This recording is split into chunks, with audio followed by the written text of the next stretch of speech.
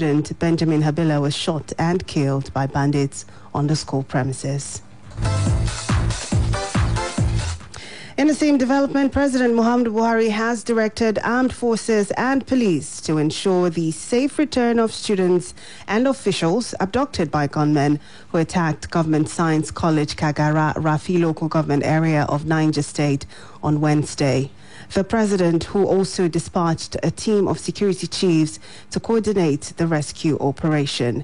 This was disclosed in a statement signed on Wednesday by the Senior Special Assistant to the President on Media and Publicity, Garba Shehu. Meanwhile, the Niger State Governor Abubakar Sani Bello has ordered the immediate closure of all boarding schools in the bandit-ravaged areas of the state. Governor Bello gave the directive while meeting with heads of security agencies in the state at the government house following the Kagara school abduction. The incident started at about 2 a.m. on Wednesday when the gunmen shot sporadically, with one student feared killed and several others abducted. Some teachers and their family members residing within the college staff quarters were also said to have been abducted by the gunmen. Speaking with newsmen, the principal of a neighboring school, Aliyu Isa, narrated what happened. At around 1:30, we just had some people fighting with our dog. Before we know, this is my brother. He was here already. So when they forced the door to open, before everyone now forced into my bedroom and arrested me. There and then they now called me, bring me outside, go to hostel direct. So they put me in front to the hostel, student hostel. So reaching there, they started arresting the students. So when the students discovered that they are still, because when they went there, they were telling the students that they should not run. It is soldiers. But from me, I saw the person that came to my house from a black soldier uniform. The other one with uniform of Nigerian army. The two of them, the other one wear black coat. There are 3 numbers that came here. Still talking security, the Minister of Defense, Bashir Magashi, says Nigerians should not show cowardice in the face of attacks from bandits. Major General Magashi's comments come a few hours after armed men attacked Government Science College Kagara in Lafi local government area of Niger State, killing a student and abducting many others. Speaking with newsmen after the screening of service chiefs by the House of Representatives yesterday, Magashi said security is not the sole responsibility of the military, adding that Nigerians must join the fight against bandits and their miscreants threatening the nation's peace. Magashi, who does not support the calls for legalization to have civilians bear firearms in the country, however, noted that citizens need to show that they are not afraid of bandits. Mr. Magashi also assured Nigerians that all abducted students will be rescued as soon as possible. It's the responsibility of the military alone. It's the responsibility of everybody to keep alert and find safety when necessary. But we shouldn't be cowards. At times, the banditry will only come with about 3 rounds of ammunition. When they fire shot, everybody runs. In our younger days, we stand to fight any aggression coming to us. I don't know why people are running away from minor things like that. They should stand. Let these people know that even the villagers, they have the competence and capability to defend themselves. But our own duty is to ensure no Nigerian is hurt and we're capable of protecting the integrity of this nation. And we will continue to do it even though we are so stretched.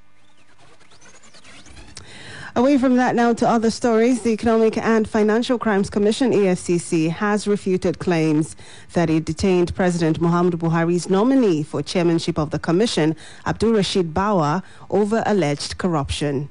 A statement by EFCC's spokesman, Wilson Owajerian, described reports of Bawa's alleged corruption as false and illogical.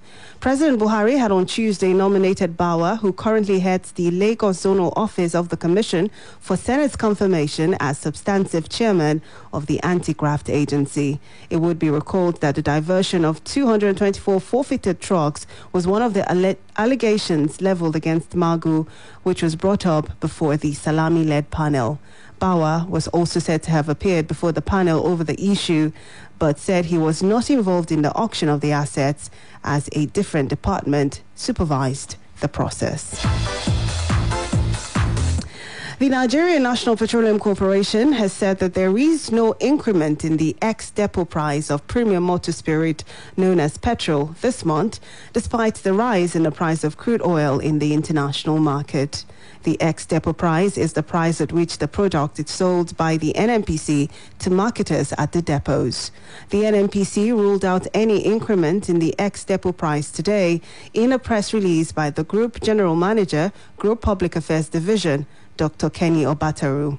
It said the decision was to allow ongoing engagements with organized labor and other stakeholders on an acceptable framework that would not expose the ordinary Nigerian to any hardship to be concluded.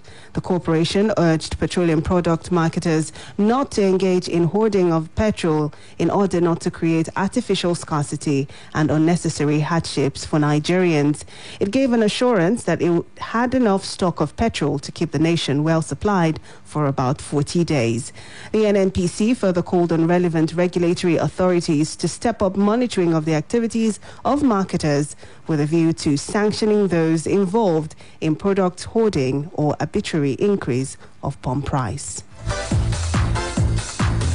To health now, the Oxford AstraZeneca COVID-19 vaccine has been approved for use by the National Agency for Food and Drug Administration and Control, NAFDAC, in Nigeria.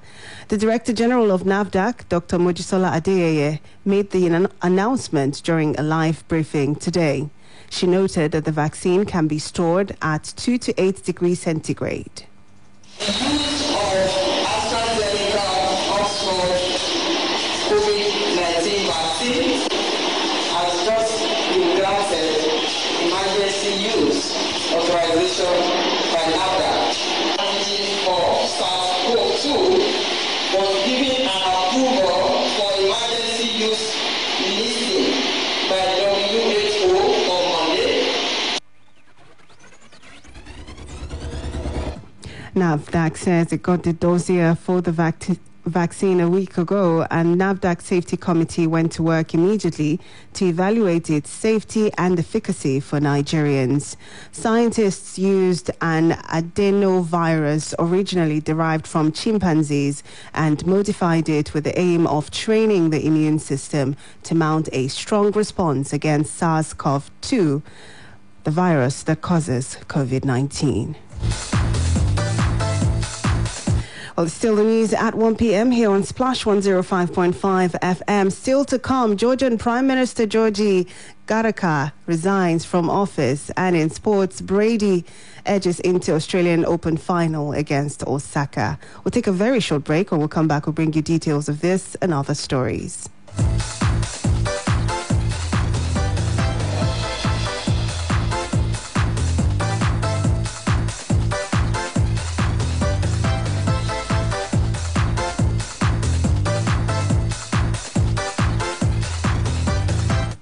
Well, it's good to have you back. Thank you so much for staying with us here on the news at 1 p.m. on Splash 105.5 FM.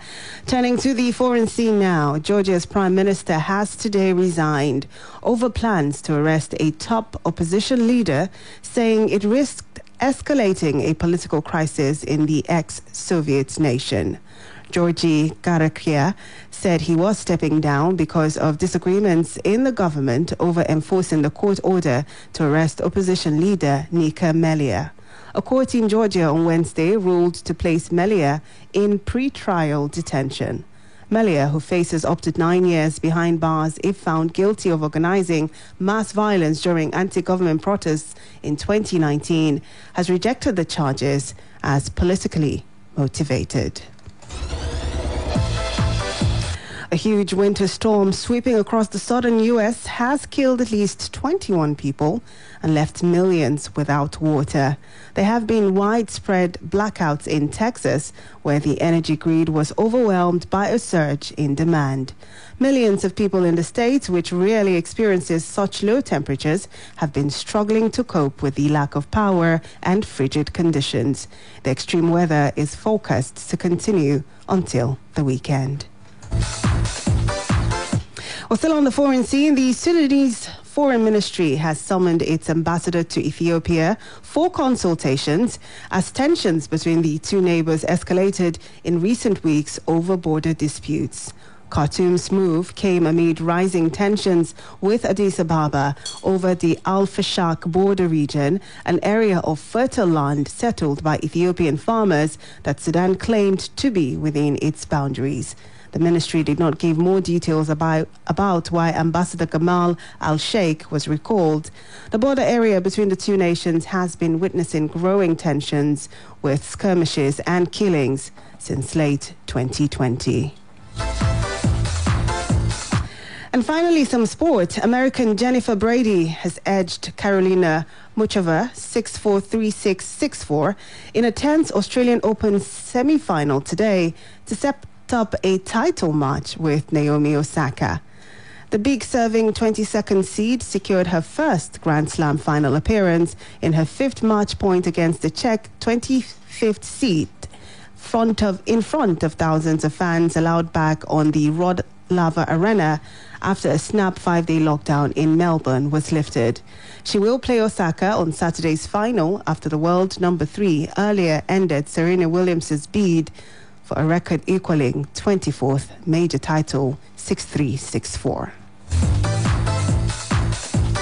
And Japan's Seiko Hashimoto has been announced as the new president of the Tokyo 2020 Organizing Committee. Hashimoto competed in 7 Olympics. The 56-year-old has been serving as the Minister for Olympics and Paralympics in the Japanese government.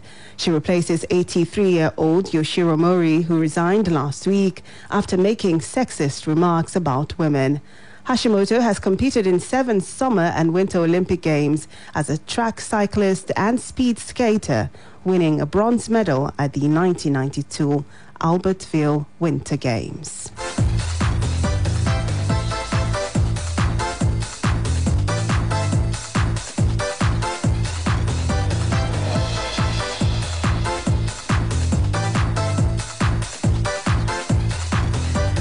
Well, just before we go, here's a quick recap of the major headlines. Niger government has released names of students and teachers and others abducted from Kagara School. NAFDAC has approved the AstraZeneca COVID-19 vaccine for use in Nigeria. On the foreign scene, we told you the Georgian Prime Minister has resigned from office. And in sports, Brady has edged into the Australian Open final against Osaka.